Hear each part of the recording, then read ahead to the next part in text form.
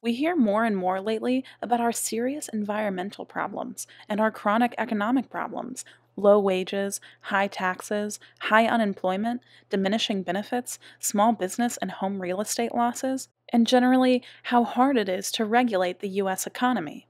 Really?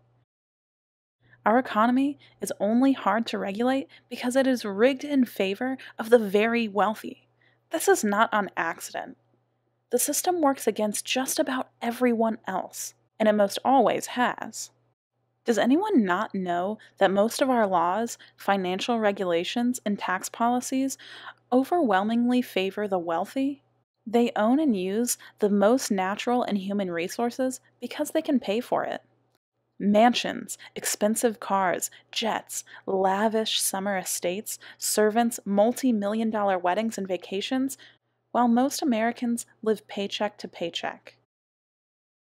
In reality, our economy is very easy to regulate and in such a way that most everyone could have a decent job, good health care, a home, and some free time. We have the resources, no one's going to argue that. What we do argue is just how our vast resources are distributed. And at this point, our entire economic system is designed for the wealthy. They control it. They are not sorry, they do not feel guilty, and they manipulate us at every turn, especially through purchasing political influence. And none of it seems to bother us so much that we do anything about it but complain. The bottom line here is that material wealth, especially money, does not give you the right to control and use excessive resources. Throughout history, it has been assumed that material wealth conferred the rights of possession or control of resources, which has and does at times include human beings. This is largely true today, even if the control appears more subtle at times. Most of the resources on the planet are in the possession of a very small minority of people, mostly Westerners, mostly white, mostly men. Forbes reported 946 billionaires worldwide. Each had an average individual net worth of $3.6 billion. That's $3.5 trillion combined. 12% of the world's population, mostly living in North America and Western Europe, is responsible for 60% of global consumption. This statistic is reflective of the fact that half the world's population exists on less than $2.50 a day. Regardless of how one feels about the morality of these statistics and the human misery they indicate, it has proven to be a characteristic of an unsustainable global economic system. The world's wealth continues to be concentrated in the hands of fewer and fewer individuals, and income disparity is growing yearly. This is not news since it has been reported for over 2 decades that the middle class is disappearing. Quite clearly, wealth continues to be a determinant of power, consumption, and influence. We can see this competition escalating among multinational corporations and world governments, where conflict over control of resources will soon be second only to conflict among religions. The middle class income is decreasing. Many essential global non-renewable resources are at or beyond critical mass. Global climate change is well underway, resulting in effects few can deny and increasing populations experience. Economic institutions and systems, and perhaps countries worldwide, are failing. The super wealthy continue to concentrate wealth and have been insensitive to calls for equity.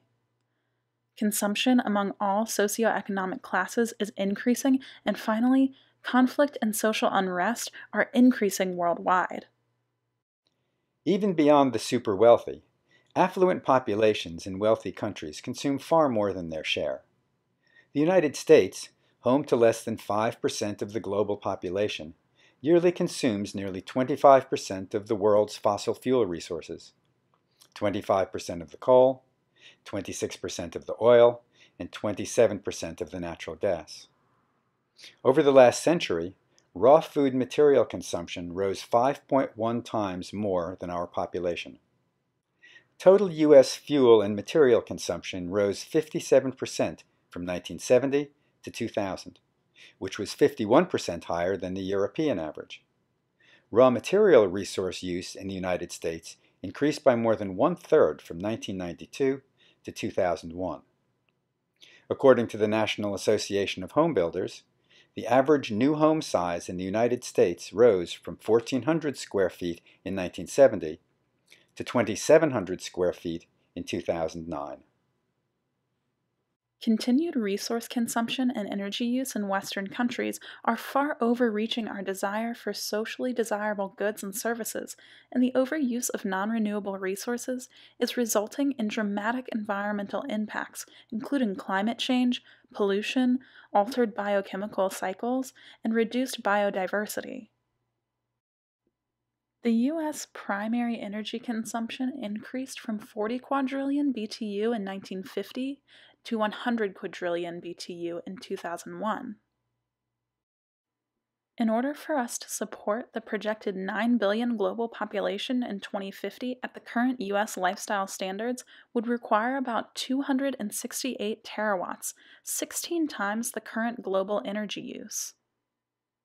As unattainable as this fact sounds, consider that the U.S. consumption levels are increasing yearly, as are the levels of most nations, especially China and India.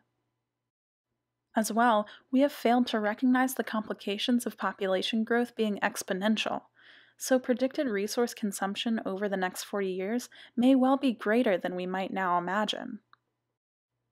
The law of the minimum posited that growth is determined by the scarcest resource available rather than by the total amount of resources available.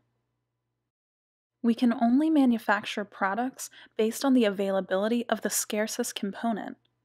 While there are a good number of non-renewable resources left on the planet, we are consuming them at an almost unimaginable rate, and some that we rely upon heavily are running out. The World Wildlife Fund predicts that at the current rate humans are consuming resources, we will have entirely exhausted many of our essential natural resources by 2050, and for most, we will have no alternatives. Even our renewable resources are no longer replacing themselves to meet increasing demand, and while such resources will never truly disappear, their practical use may be severely restricted by a diminished replacement rate, increased consumption, and growing population. These facts are just a few examples of a society that consumes far more than it needs to be comfortable, content, and productive. Much of our national income is spent on conveniences, toys some would say, simply to make life easier or to distract us. A natural question emerges.